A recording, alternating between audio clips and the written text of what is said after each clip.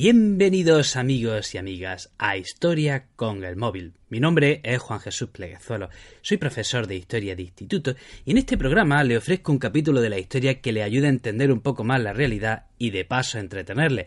Este es un programa especialmente dirigido a estudiantes de secundario y bachillerato, pero también va a esas personas amantes del saber, amantes del conocimiento que no paran de preguntarse por qué, que siempre quieren saber la causa de todo. Si eres de esas personas, créeme, no estás solo. Lo que pasa es que estamos dispersos. Saludamos también a los oyentes de Radio Viajera, radio en la que se está emitiendo este programa. Antes de empezar con el programa de hoy, te recuerdo que si te gusta la manera que tengo de contar la historia, si te gusta la manera que tengo de ver la educación, puedes adquirir mi libro Como una historia en Amazon. Te dejo el enlace en las notas del programa. Bueno, vamos a hablar de los vikingos, un tema apasionante, fascinante, de esos periodos de la historia en el que el hombre sale a buscar sus sueños y lo da absolutamente todo. ¿Quiénes son los vikingos? Bueno, pues estamos hablando de los vikingos de un pueblo que habitaba la actual península escandinava y península de Jutlandia, es decir, donde están los países de hoy día Noruega, Suecia y Dinamarca. Y el pueblo vikingo como tal es una cultura que duró desde, digamos, de mediados del siglo VIII, siglo IX y siglo X, es decir, algo más de 200 años. ¿Qué pasó a partir del siglo XI? Que la cultura vikinga se va diluyendo entre la cristiandad latina. Ahora, en los 2 siglos que tuvieron, jolín, la liaron parda. O sea, es que la liaron, pusieron Europa pata arriba, Europa y el Mediterráneo y todo lo que pillaban por delante, la liaron pardísima. Vamos a ver, ¿qué significa vikingo? Bueno, pues este es un término inglés que a su vez está tomado del antiguo normando. Parece que vikingo significa hombre de la bahía. Y así es como los ingleses llamaban a los vikingos. Pero los franceses le habían puesto otro nombre. Los franceses llamaban a los vikingos los hombres del norte o normandos. Los árabes, en cambio, les llamaban los Magyus, es decir, adoradores del fuego. Pero los bizantinos le llamaban con otro nombre, hombres del comercio, es decir, varegos. ¿Cómo vivían estos vikingos? Bueno, pues los vikingos vivían en la península escandinava y en Jutlandia y vivían en aldeas en forma de clanes, es decir, grandes familias, y cuyo líder era una especie de caudillo. No se puede decir rey exactamente, a lo mejor decir caudillo. ¿Y quién era ese jefe, ese líder? Pues el que más tenía. Ese era el líder. ¿De qué vivían? Bueno, pues en esa aldea vivían pues de la agricultura y la ganadería. Cada familia tenía una granja y esa era la unidad económica fundamental. ¿Qué sucede de este periodo? Fuentes escritas propias no tenemos. Los vikingos durante este tiempo no escribieron nada. Tenemos fuentes vikingas, pero ya a partir del siglo XI y del siglo XII, es decir, cuando el pueblo vikingo como tal ya estaba integrado con los latinos, y entonces esas fuentes escritas tardías, pues hay dudas de su veracidad, de hasta qué punto exageraron, de hasta qué punto esas historias son reales. O sea, hay muchas dudas, ¿no?, sobre las fuentes escritas porque son muy tardías. Bueno, pues ya hemos dicho que a finales del siglo VIII los vikingos empiezan a expandirse por todos lados, por donde pillaban. Por tierra, por ríos, por aire. Y bueno, no podían por aire, pero si hubiesen podido lo hubiesen hecho. ¿Y por qué salen de la península escandinava? ¿Por qué de repente hacen ¡pum! Y empiezan a liarla en toda Europa y en el Atlántico? Pues hay varios motivos. Hay quien dice que era por la superpoblación, que en Escandinavia había, debido a la agricultura facilitó un aumento poblacional y había mucha gente sin tierra y esa gente tenía que salir y buscarse la vida fuera. Otra teoría dice que es que como no había rutas comerciales, porque el Imperio Romano había desaparecido hacía 4 siglos, los vikingos ocupan ese espacio. Otra teoría dice que es que, bueno, como eran tan buenos con las técnicas navales, pues era inevitable el pillaje y la piratería. También se dice que es por la debilidad del enemigo, o porque, como se estaban empezando a unificar Dinamarca, Noruega y Suecia, empezaba a haber movimientos de unificación, pues grupos que se quedaron fuera salen a practicar el pillaje y las correrías fuera de su territorio. Pero al final, probablemente, el motivo de que salgan fuera a atacar otros territorios, a saquear otras ciudades, a saquear otros pueblos. Vamos, actos de vandalismo y piratería es seguramente por el éxito de sus primeros ataques.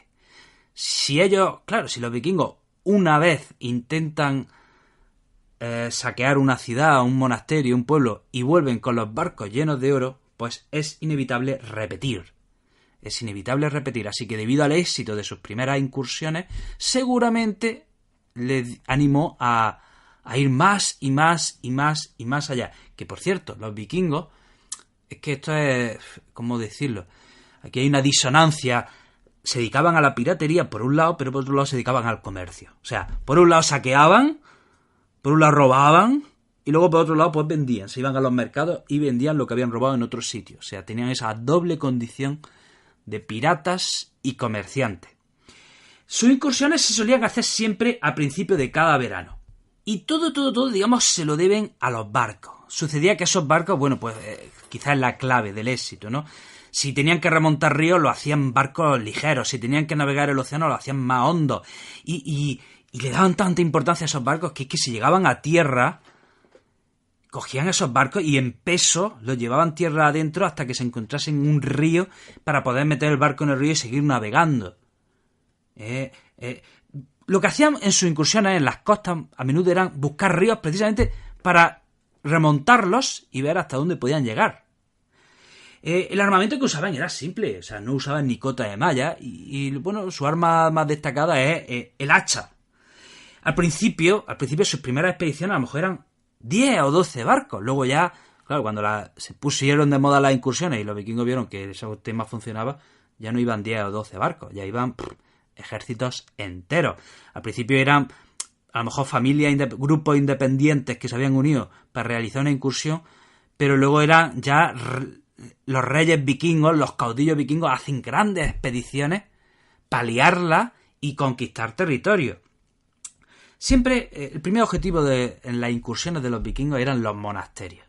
Sucedía que un monasterio es un objetivo irresistible.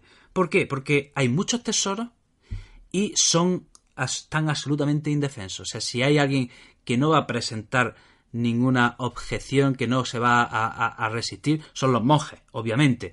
Entonces, al principio lo que hacen los vikingos es buscar monasterios y saquearlos. Y luego cuando ya su ansia y su ambición sin límites, pues ya quieren ciudades. Van a por ciudades. Vamos a ver, son 3 los pueblos vikingos. Dentro de los pueblos vikingos tenemos que distinguir 3 pueblos. Están los daneses, los suecos y los noruegos. Y si tenemos que simplificar, tenemos que decir que los daneses se dedicaban al pillaje y la piratería. Los noruegos, en cambio, se dedicaban a la exploración. Y los suecos se dedicarían, en cambio, al comercio. Repito, estamos simplificando. Son 2 siglos. Su ataque y exploraciones duran aproximadamente unos 2 siglos hasta que, como hemos dicho antes, se integran en la cristiandad latina. Vamos a hablar de los daneses. Que estos son, ¿qué sucede? Se llevaron la peor imagen en cuanto que, al ser ellos los que saquean y atacan el Imperio Carolingio, sus cronistas nos dieron una imagen terrible de los daneses. Nos dieron una imagen de gente bastante mala. Y en una primera fase, estos daneses se dedican a la depredación, al saqueo, y en una segunda fase se dedican a la colonización. Ya no solo quieren saquear, quieren asentarse en los territorios. ¿Cuándo es cuando los vikingos hacen su aparición estelar en la historia? Cuando las crónicas registran su primer ataque. Tenemos que hablar de Lindisfarne en el año 793, un monasterio que estaba en las costas de Inglaterra. Allí es cuando las crónicas nos hablan por primera vez de estos, le llaman demonios, que salen del mar. Y bueno, pues fue un éxito lo de Lindisfarne. ¿Y qué hacen los vikingos en las siguientes décadas? Pues buscar más monasterios en las costas y saquearlos. Tanto es así que los monjes llegan a pedir en sus oraciones que les libren del peligro de los vikingos. Y bueno, pues hemos dicho entonces que primero van a por los monasterios, pero luego se quieren asentar en el territorio. Entonces en el año 850 los vikingos, ya después de haberse saqueado todos los monasterios de Inglaterra y de todas las costas, dicen, ay, oye, no está mal Inglaterra, le ha gustado el territorio. Y pasan un invierno allí en Inglaterra. Se asientan y pasan un invierno. Atención, esto es importante porque ya están pasando del saqueo a la colonización. En el año 866, una gran expedición vikinga, aquí ya no eran un grupito, no, aquí ya estamos hablando de una gran expedición bien organizada. Los vikingos ocupan la ciudad de York y se establecen, empiezan a ocupar parte del territorio de Inglaterra y unen los territorios de Northumbria, East Anglia y Mercia y forman un reino que se llama Danelag, es decir, el país de la ley danesa. Y no llegan a ocupar toda Inglaterra porque había el rey de Wessex llamado Alfredo los frena en el año 878. Repito, casi iban ya a ocupar toda Inglaterra, pero el rey de Wessex, el rey Alfredo, los frena en el año 878. Es decir, en el año 866 habían ocupado York y en el año 878 este rey los frena. Y un nieto de este rey llamado Athelstan, en el año 925, digamos que pone casi vence a esos vikingos de Danelag. Es decir, los vikingos han pasado de saquear a colonizar, a formar un reino. Que luego ese reino fue derrotado. Pero oye, fijaros la evolución. Fijaros la evolución que han tenido. Pero es que esto sucede también en otro territorio. En Francia también empiezan sus incursiones. En el año 794 ya están atacando en las orillas del Loira. En el año 820 ya están remontando el Sena. Y atención, en el año 845 un tal Ragnar Lothbrok lidera un ataque, el primer ataque a París. Y en ese ataque a París se cuenta que había un vikingo que cogía a los niños, los lanzaba y cuando caían, los degollaba con su hacha en el aire. Y era tan hermosa París, tenía tantos tesoros que los vikingos volvieron una y otra vez a saquear París. En el año 885 hubo un rey en París que les dice... rey en París, cuando digo rey en París hablo de un rey carolingio, aunque estamos hablando de París, tenemos que hablar de reyes carolingios. Ya dedicaremos un podcast a hablar del imperio carolingio, pero estos reyes eran propiamente carolingios. Bueno, pues un rey carolingio en París les da un rescate en el año 885 para que no vuelvan y por supuesto volvieron. Por supuesto, cómo no, volvieron. Así que en el año 911 un rey carolingio dice, ¿qué hago yo con estos vikingos?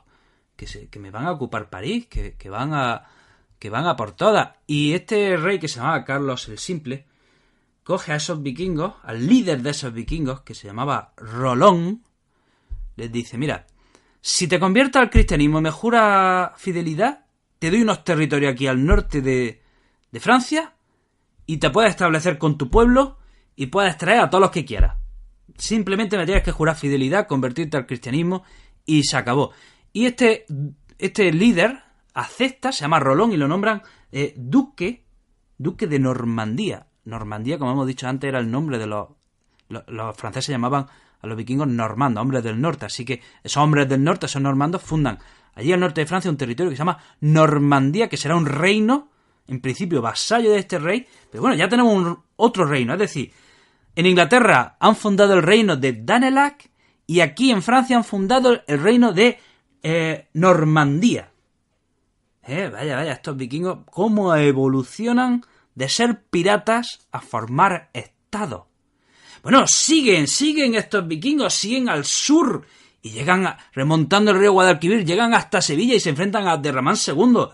Pero siguen estos vikingos y llegan al Mediterráneo y empiezan a atacar el Levante ibérico, la Toscana. Atención, remontan el río Ebro.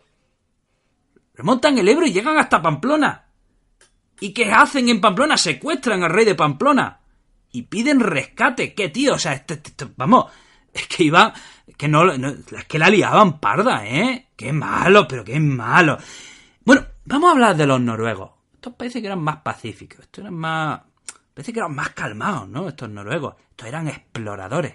Estos noruegos eran exploradores que empezaron a ocupar la isla del norte del Atlántico. Empiezan a ocupar, por ejemplo, Islandia, la isla Feroe, Irlanda.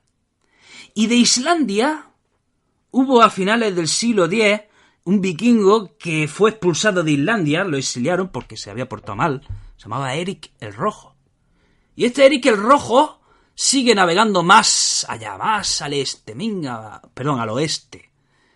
Y llega a una tierra que estaba llena de hielo. Se llamaba Groenlandia. Repito, había salido de Islandia, había sido exiliado de Islandia y llega a Groenlandia. Y allí había hielo. Pero cuando vuelve del exilio,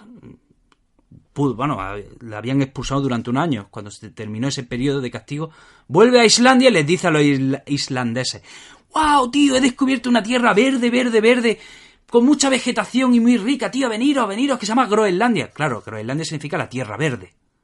La tierra verde. Ojo, Islandia, ¿qué significa? La tierra del hielo. Pues imaginaros, si llega a un país que se llama la tierra del hielo y les dice: veniros a la tierra verde, que se supone que es más fértil, pues todos picaron el anzuelo y siguieron a este Eric el Rojo.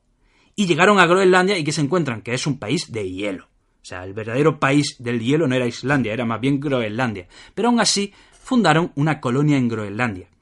Y de este Eric el Rojo, señores, hubo un hijo que se llamaba Leif Erikson. Este sí que era inquieto.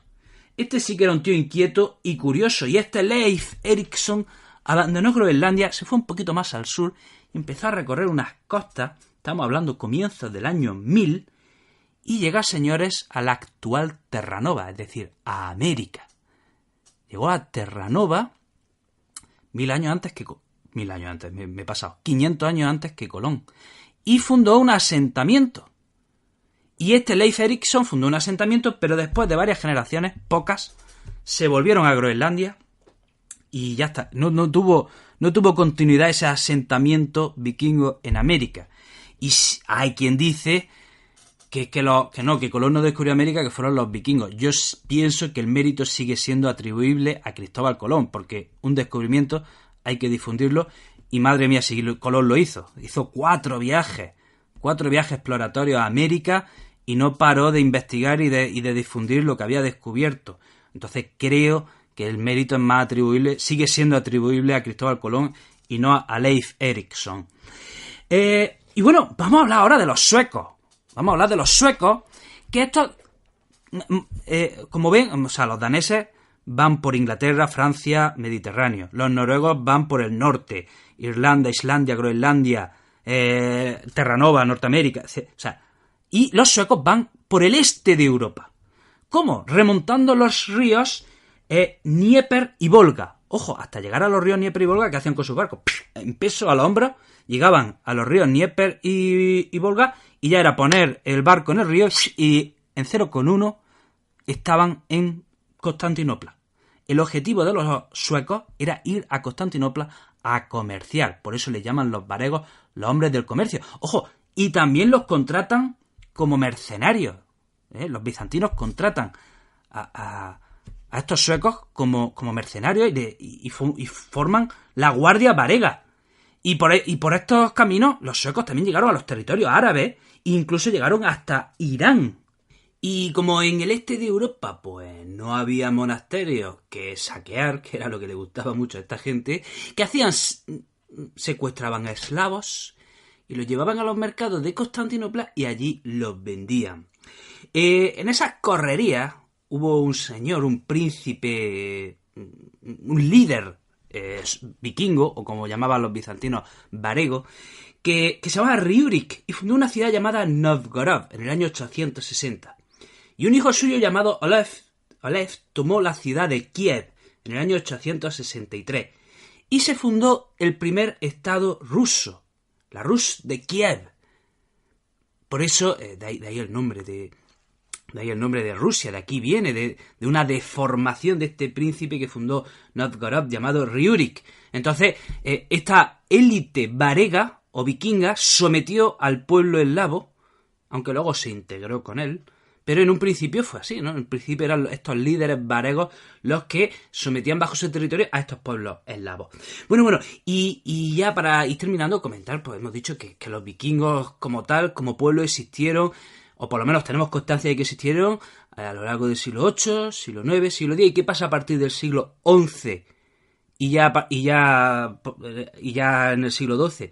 Que poco a poco se van integrando en la sociedad europea cristiana latina, se van cristianizando, se van convirtiendo al cristianismo, van formando estados políticos. ¿Y qué pasaba con la cultura vikinga? Que ellos eran, en lo que se refiere a la religión, eran muy tolerantes. Respetaban todos los dioses y todas las religiones y aceptaban pues todo tipo de dioses. ¿Y qué pasa? Que esa tolerancia religiosa facilitó la entrada del cristianismo, se convirtieron la élite vikinga, se convirtió al cristianismo, con ellos se convirtieron también el pueblo también se convirtió al cristianismo, y ya a lo largo del siglo XI y XII podemos decir que los vikingos, pues como tal, han desaparecido y se han integrado en la cultura europea. A comienzos del siglo XII ya hay 3 arzobispados. Un arzobispado en Noruega que se llama Nidaros, otro arzobispado en Dinamarca que se llama Lund y otro arzobispado en Suecia que se llama Uppsala. Y estos 3 arzobispados facilitan y son un catalizador para los nacientes reinos de Suecia, Dinamarca y Noruega. Y bueno, vamos a ir terminando ya contando la última historia. Vamos a hablar de un señor hemos hablado de grandes vikingos como Ragnar Lothbrok, hemos hablado de Erik el Rojo, Leif Erikson, y vamos a hablar de otro señor que también tiene una leyenda fabulosa, fantástica, increíble, que es Harald Hardrada. Este era un noruego que nació en el año 1015. Resulta que en el año 1030 hubo una guerra civil en Noruega y hubo 2 grandes líderes que se enfrentaron. Uno era Canuto el Grande y otro era Olaf, hermano de Harald Hardrada. Resulta que Olaf fue derrotado y Harald Hardrada fue herido y se tuvo que huir. Primero a Kiev y luego a Oriente, a Constantinopla. Y allí, en el año 1038, se trabaja como mercenario para el Imperio Bizantino, participó en varias batallas a lo largo del Mediterráneo, guerreó en Sicilia, siempre al servicio del Imperio Bizantino, fue detenido, se escapó de la cárcel y, atención, en el año 1046, Harald Hardrada vuelve a Noruega y en aquel entonces estaba gobernando su sobrino. Y le dice al sobrino, y dice el sobrino, bueno, a ver, vamos a llegar a un acuerdo. Vamos a reinar los dos. Entonces, en el año 1046, reina el sobrino de Harald Hardrada y Harald Hardrada. Pero, oye, misteriosamente, cosas que pasan al año siguiente, muere el sobrino. Y en el año 1047, Harald Hardrada se queda como único rey de Noruega. ¿Y qué pasa? Pasan los años, y quédense con el dato que luego lo voy a repetir. En el año 1066 muere el rey inglés, llamado Eduardo el Confesor, y Harald Hardrada reclama su derecho al trono de Inglaterra. Así que fue con un inmenso ejército a ocupar Inglaterra, a reclamar su trono. Quien se había proclamado rey de Inglaterra, llamado Harold Godwinson, fue a hacerle frente, y en una batalla que se llama la batalla de Stamford Bridge, o la batalla del puente de Stamford, Harald Hardrada fue herido y falleció en aquella batalla, año 1066, cuando fue a reclamar la corona de Inglaterra. Y ya para terminar, comentar, bueno, pues que vamos a hacer un pequeño repaso de los reinos de origen vikingo. Para empezar, el reino de Rus, que sería el incipiente núcleo que luego daría lugar a Rusia. Rusia, un pueblo eslavo, obviamente, pero la élite fundadora era vikinga. Luego hay otro reino, que es Normandía, que se funda al norte de Francia, ya lo hemos explicado, por los hombres del norte, por ese duque que se llamaba Duque de Rolón. Pero, atención, en el año 1066, ¿le suena esta fecha? Año 1066, cuando muere el rey de Inglaterra, Eduardo el Confesor, resulta que Harald Hardrada fue a reclamar su trono y falleció. Pero es que ese mismo año el duque de Normandía, Guillermo II, también reclamó la corona de Inglaterra, fue a invadir Inglaterra y su invasión triunfó. los normandos ocuparon Inglaterra con éxito y Guillermo II, que pasará a la historia como Guillermo el Conquistador, ocupó Inglaterra y fue proclamado rey de Inglaterra. Bueno, ya tenemos entonces el ducado de Normandía. Digamos que la invasión a Inglaterra pues también tiene origen vikingo. Y de Normandía hubo un grupo de mercenarios que fueron a luchar en el siglo XI al sur de Italia. Y esos mercenarios que eso no trabajaban al servicio de otros reyes, con el tiempo se independizaron y fueron proclamando al sur de Italia ducados independientes que se unieron a finales del siglo XI y comienzos del siglo XII y fundaron un pequeño reino normando al sur de Italia. Que luego, bueno, no duraría mucho, pero ahí estuvo durante un tiempo al sur de Italia y en Sicilia. Otro estado que tiene origen vikingo, Islandia, por supuesto Dinamarca, Noruega, Suecia, etc. Bueno, hasta aquí, amigo y amiga, el programa de hoy. Espero que te haya resultado interesante, espero que lo hayas disfrutado como yo haciéndolo. Te recuerdo que tengo otros proyectos relacionados con la educación. Si quieres estar al tanto de todos ellos, puedes seguirme en mi página de Facebook, Juan Jesús Pleguezuelo, o en mi canal de Instagram, El Profesor Inquieto. Querida amiga, te mando un fuerte abrazo y te espero en el próximo programa.